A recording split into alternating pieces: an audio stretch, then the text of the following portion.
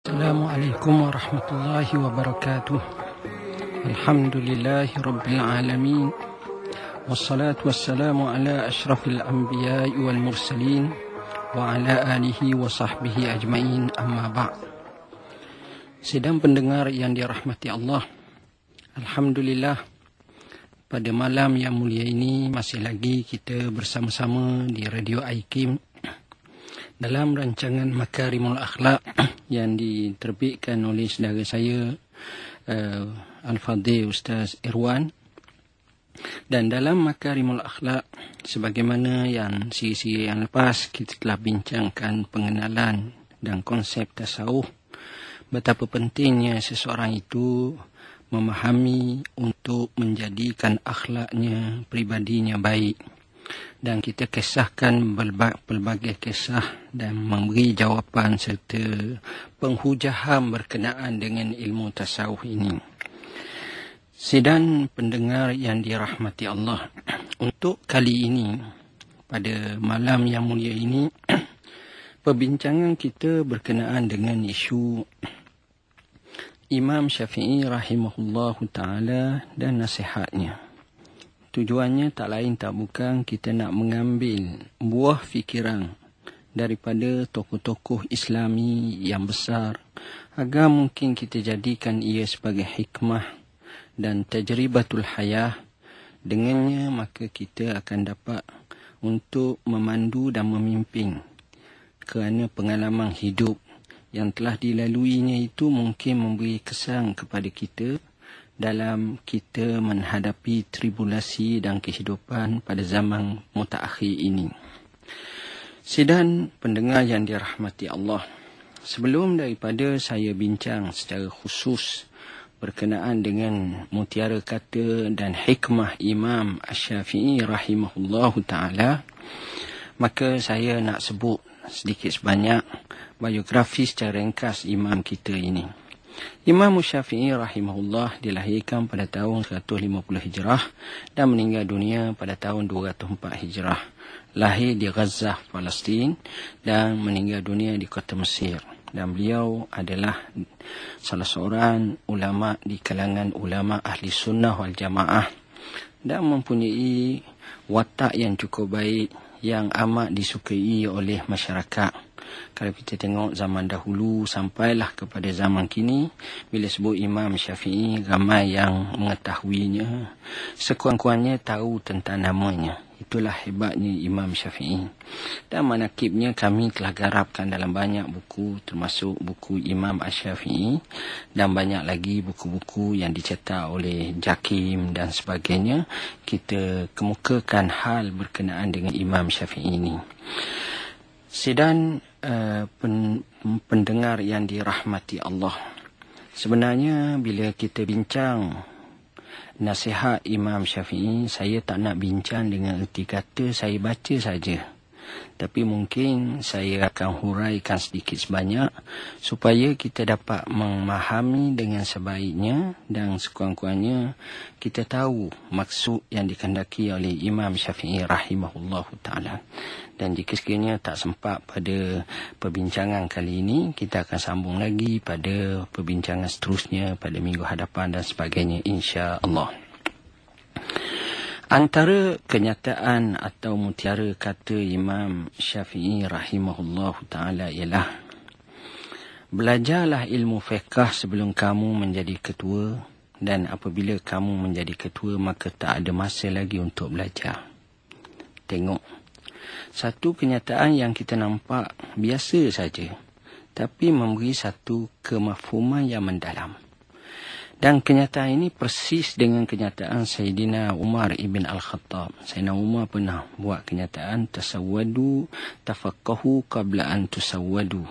Maka hendaklah kamu belajar fikih sebelum daripada kamu dilantik menjadi ketua. Kenapa? Kerana bila kita jadi ketua, kita malu dah nak belajar, nak tanya orang bawahan kita, dan kita rasa tak berapa seronok dalam hal ni. Kenyataan Imam Syafi'i rahimahullah menyatakan kita kena belajar ilmu fiqh dulu sebelum kita dilantik menjadi ketua. Kenapa? Kerana masa kita dah jadi ketua tak sempat nak belajar. Tuan-tuan bayangkan betapa sibuknya dengan program yang dirancang, yang tak dirancang, yang datang mengejut. Masa mana lagi kita sempat nak belajar? Jadi cuba. Jadi sebab itu kata setengah pujangga, sebaik-baik pemimpin di mana pemimpin yang selalu mendekati para ulama. Tujuannya nak ambil buah fikiran. Boleh jadi buah fikiran itu tak pernah kita terpeta dalam pemikiran kita bahawa itulah satu pendapat yang baik, yang tuntas. Tapi dengan cara kita semak, kita tanya, kita rapatkan dengan mereka, insya-Allah. Baca sejarah orang-orang soleh zaman dahulu. Umar bin Abdul Aziz, seorang khalifah yang lahir pada tahun 61 Hijrah dan meninggal dunia pada tahun 101 Hijrah. Tak kala dia menjadi khalifah, walaupun dia terkenal dengan alim bijak, tapi beliau tetap masih lagi bertanya kepada para ulama. Dia tanya kepada Al-Hasanul Basri. Dia minta buah fikiran daripada Raja' bin Haywah. Dia minta pandangan daripada Abdullah bin Ubaidillah bin Abdullah bin Utbah bin Mas'ud. Dia tanya kepada fuqaha usabah 7 ahli fiqh di kota Madinah. Banyak yang ditanya, tujuannya supaya apa yang dilaksanakan itu menepati piawaian syariah Islamiah, mengikut sunnatul Rasul, mengikut kitabullah. Maka cara macam ini penting. Yang kedua, kita bimbang kalau kita tak belajar. Kalau kita ditanya, maka kita jawab secara spontan. Tiba-tiba jawapan itu memang tidak menepati syariat Islam. Jadi bila tak menepati syariat Islam, adalah yang terima pakai pandangan tersebut, maka pandangan itu dianggap sebagai salah dan tidak tepat. Ini yang kita bimbang. Dengan sebab itu, ayuh marilah kita belajar. Siapa pun kita, kalau kita belajar tak rugi.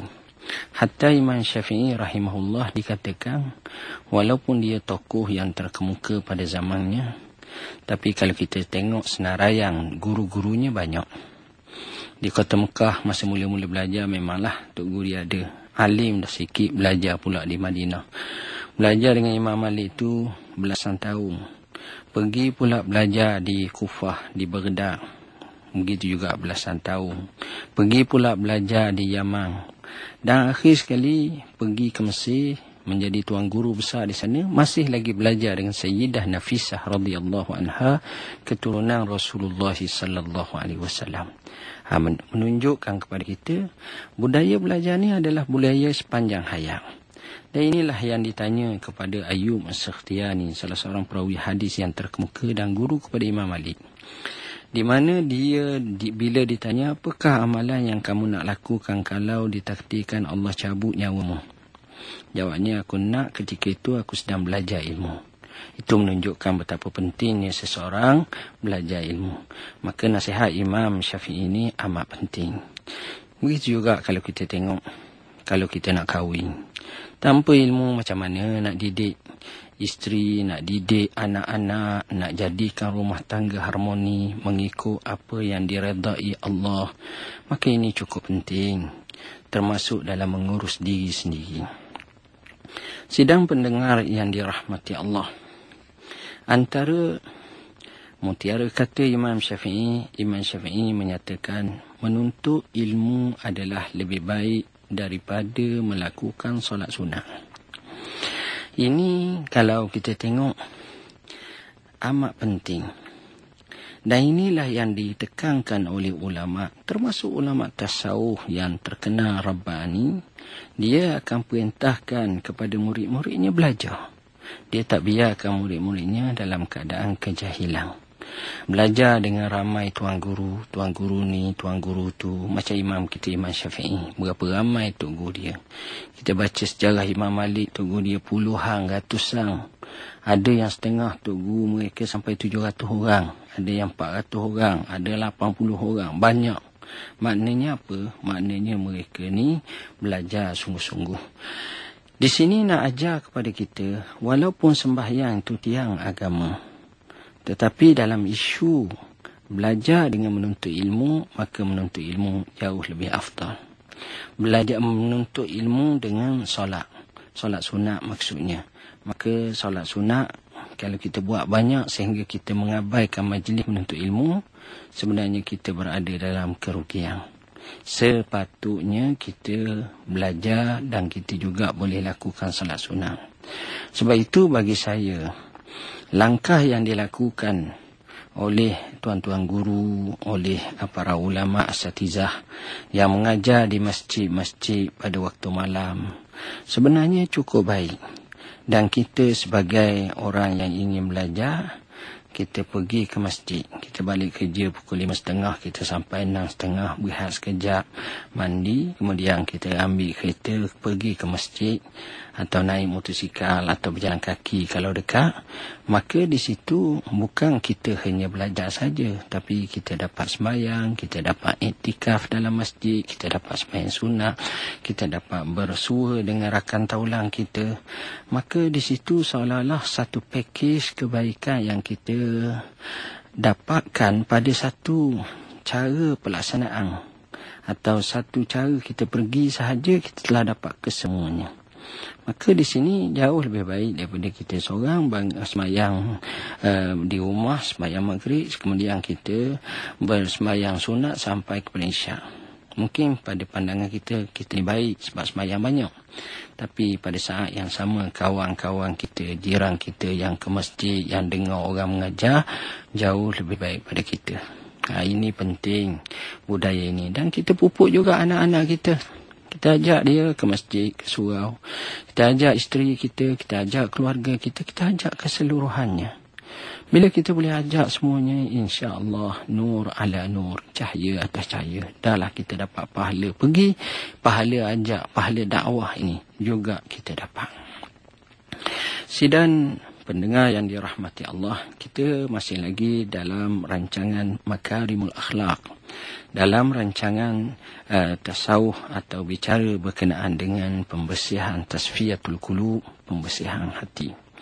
Dan pada malam ni perbincangan kita berkenaan dengan nasihat Imam Asy-Syafi'i rahimahullahu taala kepada kita.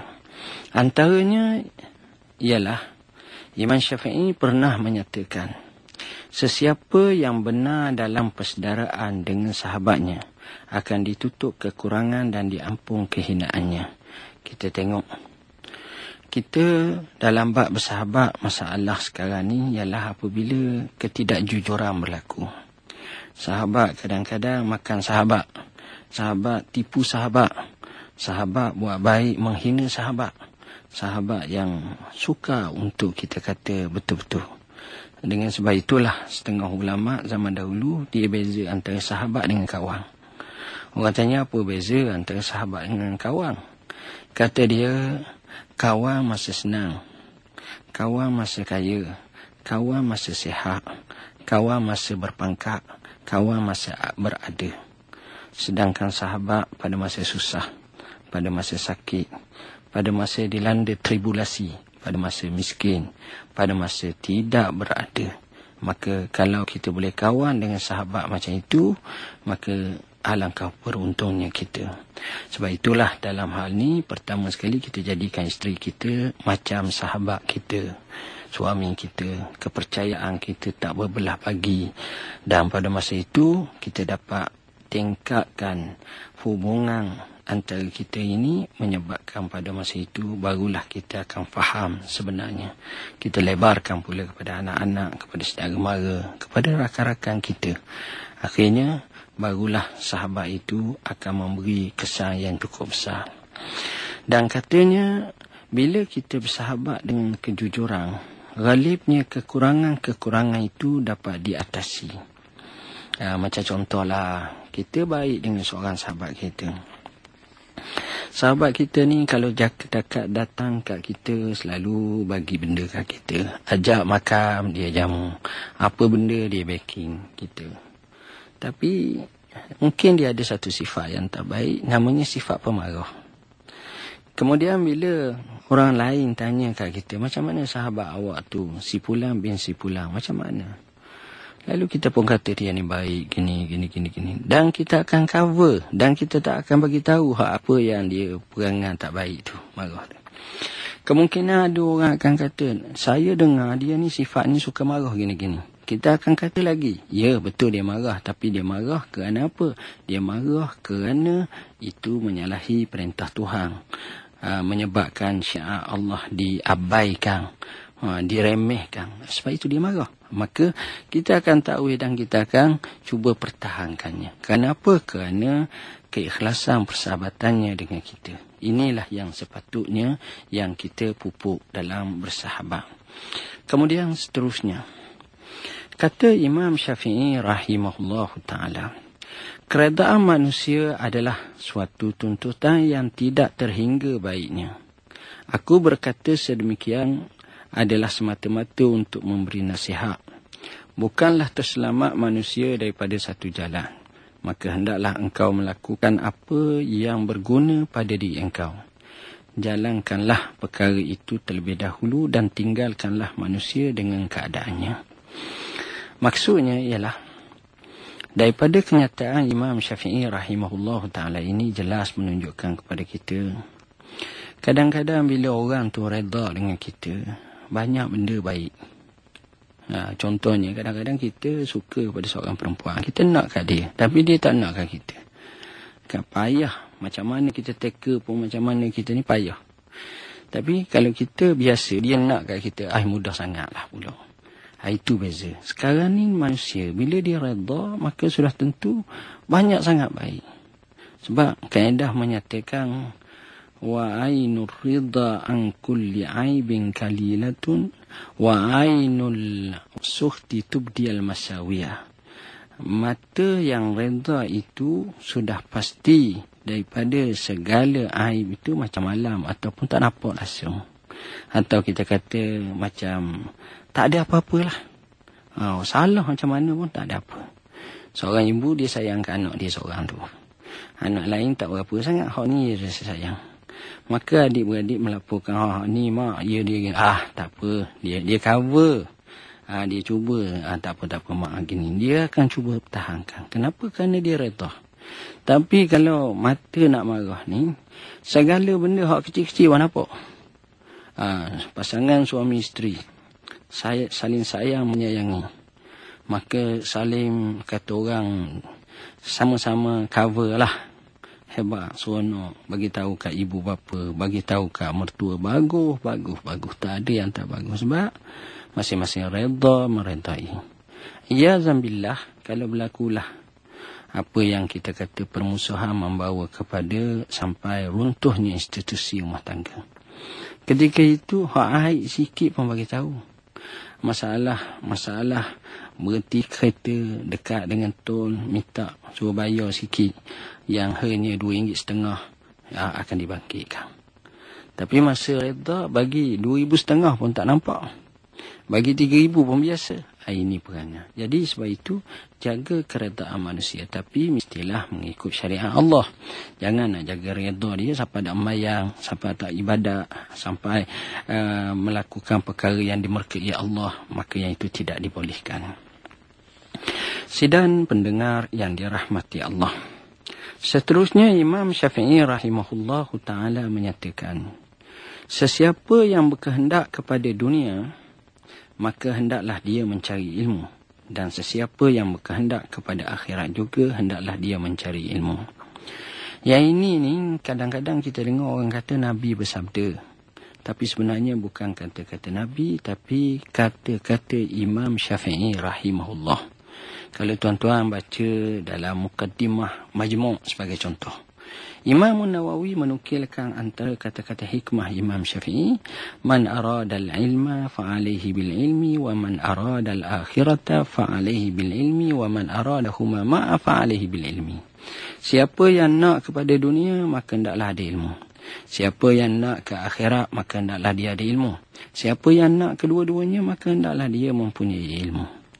Maknanya kenyataan ini memang kita nampak tak ada salah, dan itulah realiti dalam hidup kita.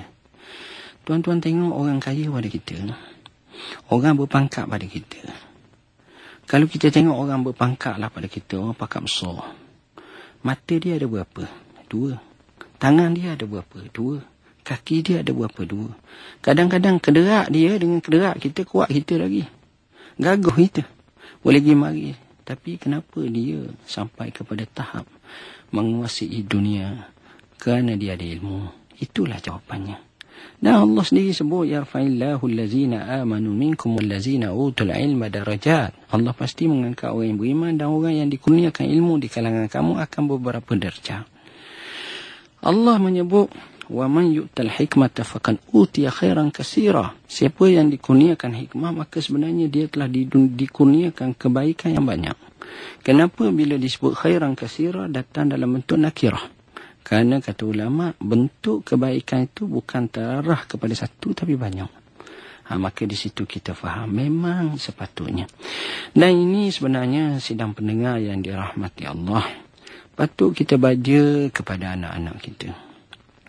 Patut kita baja kepada generasi anak cucu kita, kaum keluarga kita, anak-anak jiran kita, murid-murid kita, sahabat kita. Kerana baca sejarah negara yang maju, negara yang mempunyai ramai cendekiawan. Kita baca sejarah negara yang hebat, negara yang mempunyai ramai cerdik pandai. Kita baca sejarah negara yang ekonominya kukuh kerana kebijaksanaan rakyatnya. Kita tengok membina tamadun yang begitu pantas dan cepat kerana kekuatan keilmuan. Sebab itu budaya ilmu ini, budaya menguasai ilmu ini adalah budaya yang menjadi milik umat Islam sejak zaman dahulu. Tapi malang 1000 kali malang, tak kali ini telah diambil oleh Barat dan Timur, maka umat Islam sendiri menjadi seperti melukut di tepi gantang. Dan ramai kalau kita tengok orang-orang yang hebat-hebat terpaksa pergi ke Barat, ke Timur. Mereka bekerja di sana, mereka membina tamadun-tamadun negara lain semata-mata kerana suasana di tempat mereka tidak mengizinkannya. Justru marilah sama-sama kita membudayakan dengan budaya seperti ini. Kalau kita boleh budayakan mencari ilmu, belajar, dunia kita tengok senang lenang. Akhirat lagilah senang lenang kerana kita diperkukuhkan dengan tauhid dan iman. Ibadat kita betul-betul sah mengikut syariat Islam. Dan kita selamat daripada tipu daya syaitan. Kita selamat daripada mengikut hawa nafsu dan syahwat. Dan kita sudah pasti akan meraih kejayaan demi kejayaan. InsyaAllah kita akan bertemu lagi selepas daripada ini pada lain siaran akan datang insya-Allah. Sekian sahaja aku qauli hadza wa astaghfirullahal azim li wa lakum. Wassalamualaikum warahmatullahi wabarakatuh.